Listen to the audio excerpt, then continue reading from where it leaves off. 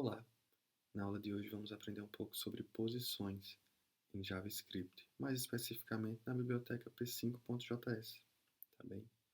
Então, vocês perceberam que nas aulas anteriores eu criei um retângulo e um círculo e eu dei posicionamentos no Canvas, né, na nossa tela, e onde eu desejaria que eles fossem desenhados e tomo também o tamanho deles.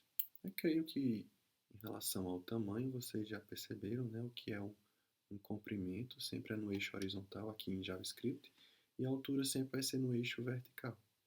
Então esse retângulo vermelho aqui tem um comprimento, se você analisar no nosso código, de 50 pixels de comprimento por 75 de altura. E no caso do círculo, só precisa de um parâmetro, né, de um valor responsável pelo seu tamanho, porque ele é um círculo, né, ele tem um diâmetro e é o mesmo para todos os lados. Então aqui ele tem um diâmetro de 50 pixels, ou seja, de uma ponta a outra desse círculo mede 50 pixels, tá bem? Mas vamos agora entender esses posicionamentos, que no caso do círculo são esses dois primeiros termos e no retângulo também. Aqui está o retângulo na posição 100, 100 e o círculo na posição 50, 50. Então, vamos focar em só um desses dois, de forma inicial, por exemplo, o círculo. Vamos apagar aqui o nosso retângulo. Não sei se você lembra das suas aulas na escola, mas como se trata de um desenho em duas dimensões, podemos representar suas coordenadas com dois termos, que é no eixo x, que geralmente é o eixo horizontal, que aí está, e no eixo y, que é o eixo vertical, tá bem? Na programação é a mesma lógica. O primeiro termo aqui do círculo representa a posição x dele no canvas, ou seja, no eixo horizontal, e o segundo termo representa no eixo y, vertical, tá bem? Deixa eu salvar meu código para apagar o retângulo. Salvei, ficou só o círculo verde. E agora vamos pensar apenas no eixo x, que é o plano cartesiano também, no eixo horizontal. A posição 100, onde seria? Vou salvar. E 100 é mais para cá. Deu para perceber que esse canvas, ou seja, esse quadrado cinza, mede 600 pixels de comprimento. Cá está. Então quer dizer que o x desse círculo pode variar de 0 até 600, que ele vai estar presente, vai estar contido aqui dentro. Tá bem? Então vamos dar outro exemplo, 200. Salvei. 200 é mais para cá. 300 é exatamente a metade de 600. Então ele está horizontalmente falando centrado. Ok. E a mesma lógica é na questão do y.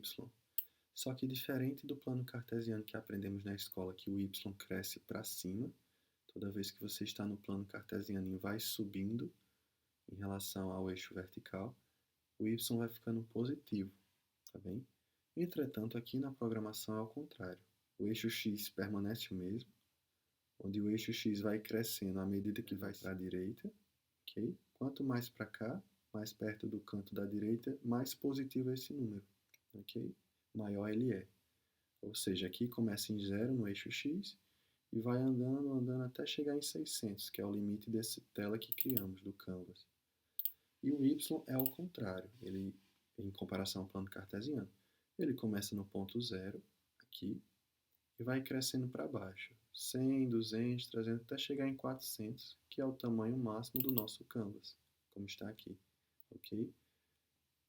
No plano cartesiano, o ponto 0 geralmente é o centro da imagem, só que aqui na programação o ponto 00, ou seja, 0 posição x e 0 na posição y, é o canto superior esquerdo do canvas, e sempre será, tá bem?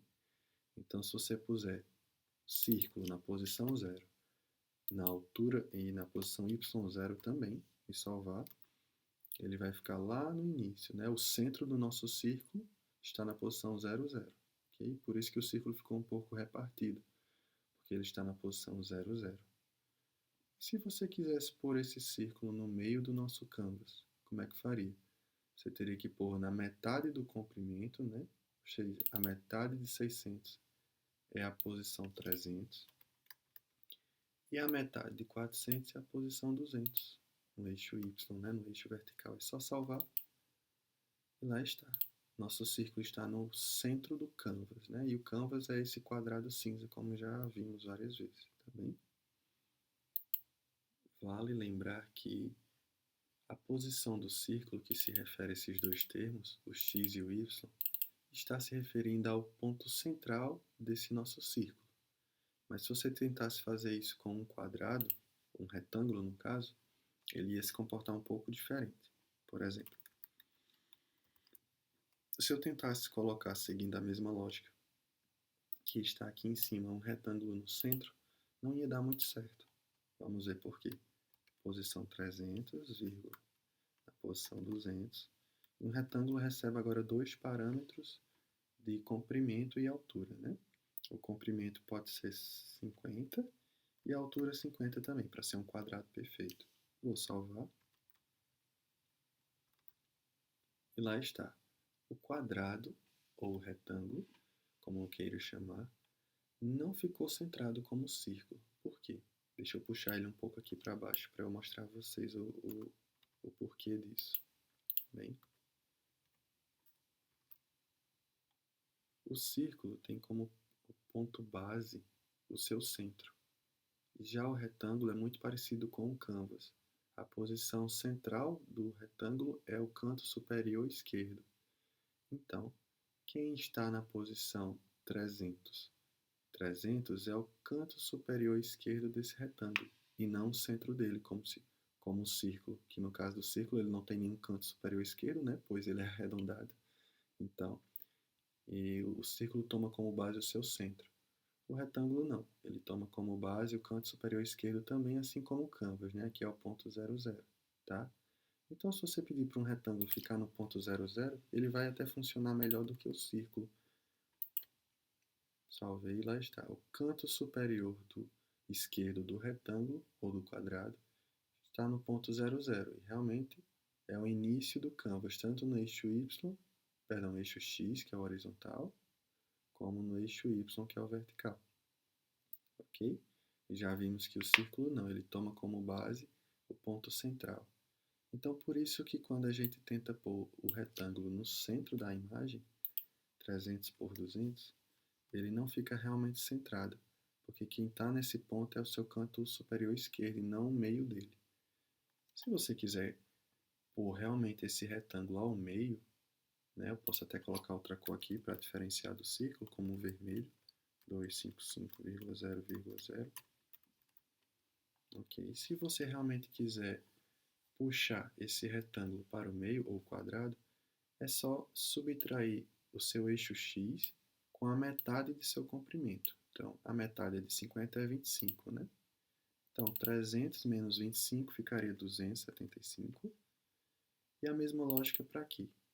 Pegue o eixo Y e subtraia da metade da sua altura. Como a altura é o mesmo valor que o comprimento, então é menos 25 também.